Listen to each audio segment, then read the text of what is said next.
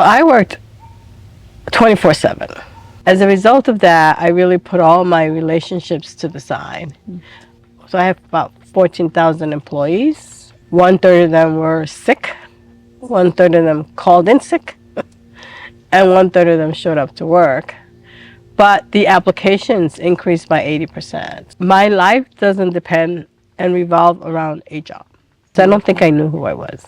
I feel so calm, grounded, connected. My name is Leah Flocchini. I'm from the United States, and I've been involved as an advanced trainer and a volunteer with the Oneness movement for, almost 15 years now.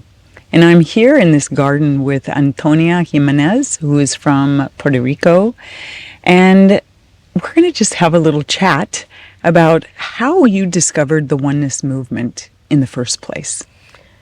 Well, thank you for having me here, first of all. This is a beautiful, beautiful place and magical in many ways. So actually, it was Mercedes who invited me. I met her on a cruise, a professional cruise, and she reached out to me and she told me that you needed to come to Field of Awakening, and I was like, why? But she and Herbert both independently talked to me. And so I was like, I was going through this transition in my life, and I went from the ship, from the cruise ship, and actually registered and went to Florida. I think it was 3 days after the cruise ship ended. And I really enjoyed Preethaji. I enjoyed the feel of awakening. And it just really opened me up to realize that, there are things that the way we think we really need to change, and so it opened that door for me. Beautiful. What was your life like? What was your life experience like before you had that experience at the Field of Awakening with Preethaji? What were your relationships like, your work like, your health like? So I worked 24/7. I mean, literally, but I worked long hours. Had a huge staff, and all I thought about was how to make sure I do my job well. And that has been my trajectory all my life. And as a result of that, I really put all my relationships to the side. Even relationship with my parents and my sister and everybody. So my entire focus had been work. And I've been working since I was 14. And I've never stopped working until recently, where I stepped down from my job, and I ran the largest social service program in the country in LA County. So it was rewarding to help so many people. 1 in every 3 LA County residents receive some form of social services. But it was time for me to do something else. Oh, how did it take its toll on you? That sounds pretty stressful. Well, I think COVID, the job is stressful in and of itself, but COVID really added a lot of stress to the job because so I have about 14,000 employees. One third of them were sick. One third of them called in sick. And one third of them showed up to work. But the applications increased by 80%. So the applications for healthcare and for food stamps really increased. So we had to maintain the production level. We had to make sure that people in this time of need were able to get the services that they needed. So it was all focused on that. What a beautiful, beautiful job, beautiful thing that you did for them. And it sounds like it kind of did take its toll on you a bit. When you discovered these new teachings or insights, which one stands out that kind of was your aha moment with the Oneness movement? I think the one that, and I actually thought about it a lot last night, the one that sticks out to me is you always hear a mind is a terrible thing to waste, but I don't think people really understand what that means. And I think the teachings of Preethaji and Krishnaji really, really spell that out in a simple but very profound way. And so when you hear when they explain how a mind, they don't use the phrase "a mind is it's a beautiful thing to waste," or they use different words. But what you realize is that we're so in our minds, we're so in our heads, and that we don't even take the time to really live in the present moment. And we're either living in the past or we're living in the future, and we don't really are in the present moment.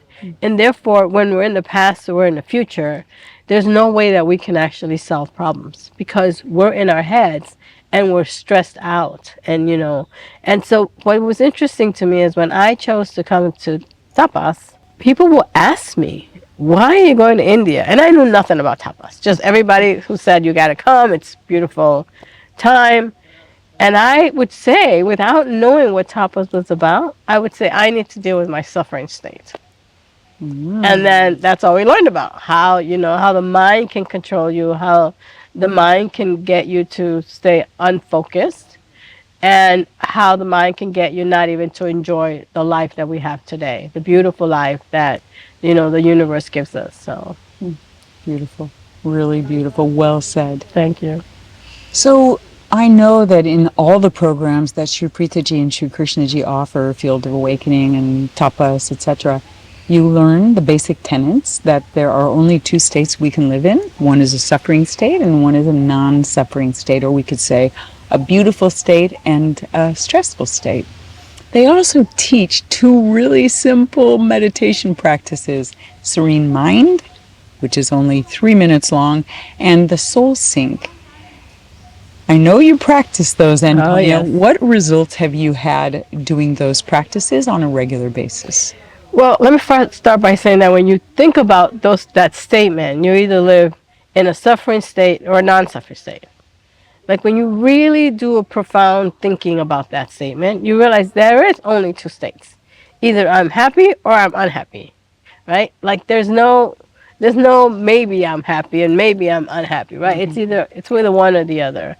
And so what serene mind and pretty much soul sync does for me, because when I left my job, I was still in the job, right? Because you went from having a daily schedule, go here, go here, go here, go here, do this, sign this, read that, go to that meeting, call this person, right?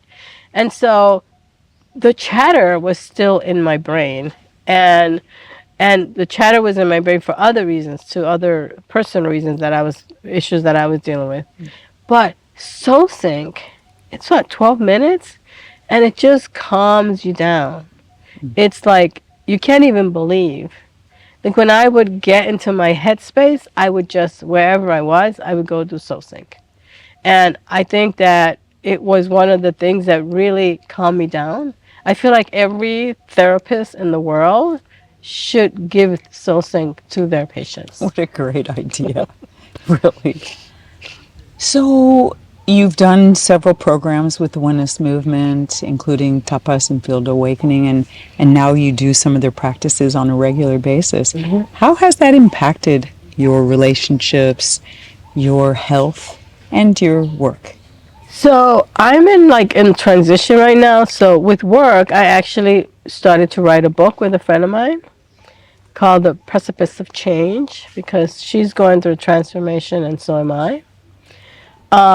And so I think that gave me some clarity as to, like, I don't have to be in a 24-hour, 7-day-a-week job, that I can really do things that are meaningful to me. And the one thing that was really important for me was that I wanted to make sure that I helped, I call them my people, but just low income families who are struggling. That has always been in my heart and my passion. And so I'm trying to figure out, how do I take what I've learned here and share it with them? Beautiful. Because if you can share it with them, you're changing generations, like lifetime generations. Absolutely. And so I think it's made me a little more patient, because I was very impatient. My friends probably say I'm still impatient, but I'm working towards it. And it just gave me more focus and more clarity that my life doesn't depend and revolve around a job. You know, that there are other things, nature, there's family, there's friends, there, things you can do to get to know who you really are. Because I don't think I knew who I was. Beautiful. What a great endeavor. Hmm. So, if you could describe your state now versus that frenetic little state that you had prior, how would you describe your state in one or two sentences? Besides more patient.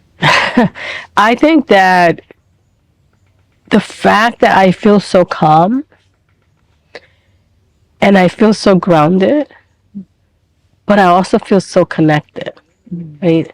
I feel like I have the tools to really continue to grow spiritually because it's in one of my goals since I'm 14, I believe. Spiritual development is something that's really important to me. And I've done so many things, but I don't think I've ever been in a place where you just can like know you're leaving the calm states and going into a suffering state, right? And have the tools to say no. I get it. I'm going down that road, but I don't want to lose this calmness that I have, and I want to think and build and prosper from that state. Beautiful. So it sounds like what you're saying is actually very practical. I mean, we call it spiritual, but it also has a very practical element and it's very relevant for what people, the challenges that many people, especially low-income families, deal with on a regular basis. On that realm, do the programs that they offer, are they practical? Are there is it easy to access the tools and practices? Well, I think it's very practical and it's very easy, and the tools are so simple. And the thought process, like I said, it sounds easy, but when you keep peeling the onion, you realize how profound they really are. And if you could just take the moment to step back and analyze it, you can actually see how practical it is to put in place in your own life. But that's something that is, like they walked us through that here. That's something that you have to bring to people because had I not met Mercedes and Herbert, I would not have known about this, right? And so I would like to make sure that everybody and anybody that I am able to impact can actually get access to these tools. Beautiful. Beautiful. Thank you so much for your time. Thank you for your vision to take this beautiful tool, these tools, the wisdom and the movement out. We hope to see a lot more of you. Anything you want to say to close? I just want to say thank you. I mean, here being in India, you could see that Sri Preethaji and Sri Krishnaji have really put a lot of thought and effort into the teachings to make it simple and to make it easy for us to implement in our lives. And so I'm very grateful to everyone in the community for that. Also, I'm going to close by saying how excited we all are that the Oneness movement is now moving out of India for the international population. And in the next coming year, we'll have this Tapas Beautiful program in 3 different places of the world, in Japan, in Europe, and in USA. So it'll be much easier to invite our family and friends, Antonia, and the people that we work with and love. So let's see that happening. Let's see much more of this spreading like beautiful wildfire throughout the world. Thank you. Thank you so much. Thank you, Leah. I really appreciate it.